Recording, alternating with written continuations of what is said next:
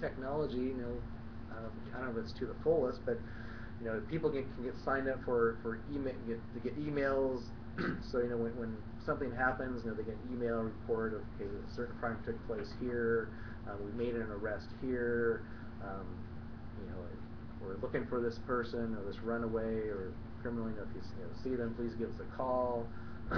So I think from that, where before people weren't really being made aware of problem areas or what was going on. So suddenly it's like, oh, here's a listing of all these crimes, which, yeah, obviously I think any crime is too much crime, but I think he's really addressing it,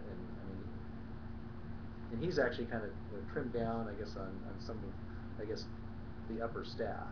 Well, it's sort of a combination of him and the city council. That was one of the cutbacks that we did as we were doing some reorganization. But I think he's doing a great job. I would have to give some credit, I guess, to the Arbor District too. They were kind of pushing as well, to mapping out where different crimes were. They were using kind of Google Maps, so that convoluted at one point, but that's gotten all cleaned up.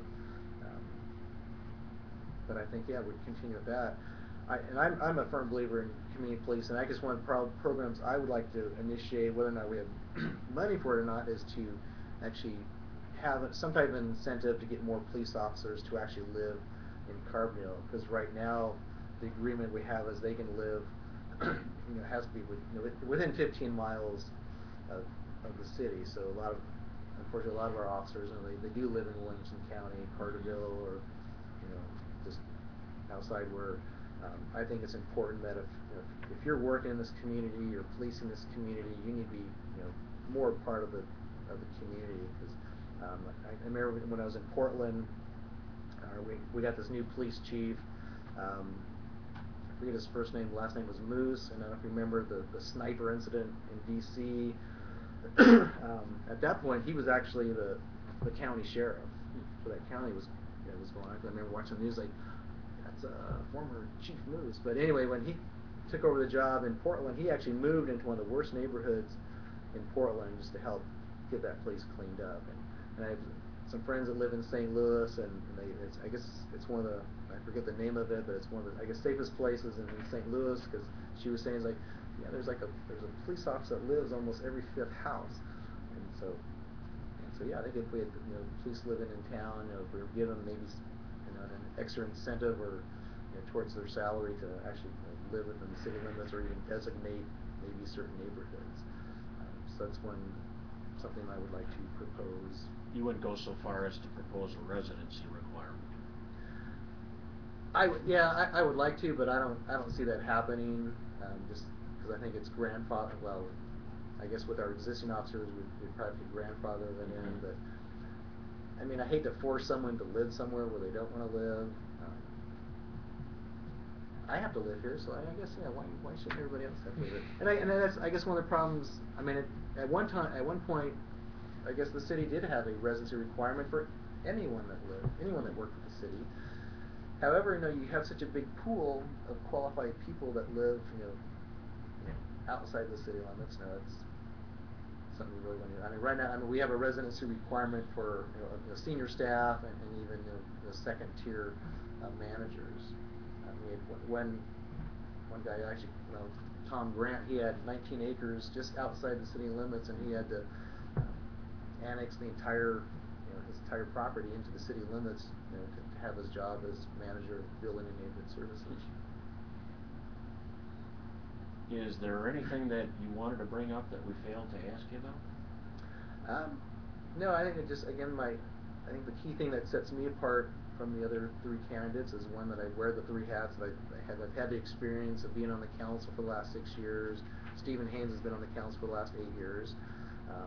The fact that I work at SIU, I've been at SIU the last 8 years, so I'm concerned about that relationship between the city and the university, because obviously we're basically a one horse town. As the university goes, so does the city.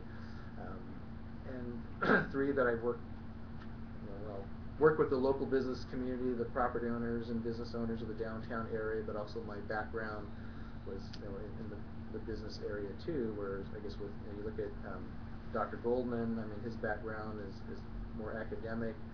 You know, Mr. Maroney, you know, he worked for, basically, you know, he worked for SIH, you know, with the hospital, and yeah, I guess he was there. I don't know if he was there his whole career. No, I guess he was with another hospital somewhere around St. Louis. But I mean, that's the most regulated industry in at least rural Illinois. I mean, there's a state agency, I forget the name of it, that kind of dictates what services and procedures you can actually, you know, offer. It's federal subsidized, state subsidized.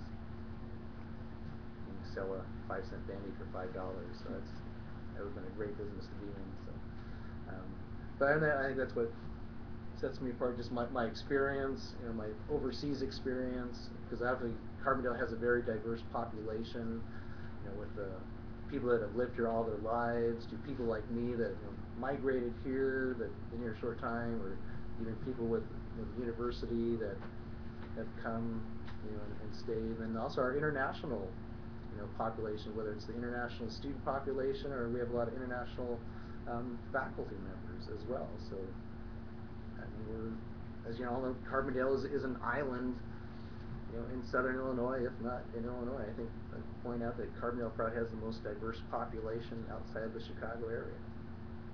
And I'm ready, I feel with my diverse background and experience that I'm capable of being the next mayor. If we endorsed you, is that what you're seeking? Sure, I would gladly accept the Southern Illinoisans' endorsement. But I think the endorsement I want is from the voters of Carbondale and the residents of Carbondale, and that's what I've been out doing, knocking on their doors and talking with them and asking for their vote. So, Right. Do you guys live in Carbondale? South of Carbondale. Okay. Do you live in Carbondale? I live in McKean. Do you live in Carbondale? Murfreesboro. Caleb, do you live in Carbondale? Sorry, Jonesboro. I mean, that was even the thing with, I mean, the Chamber of Commerce. I mean, probably 90% of the property or the business owners don't even live here.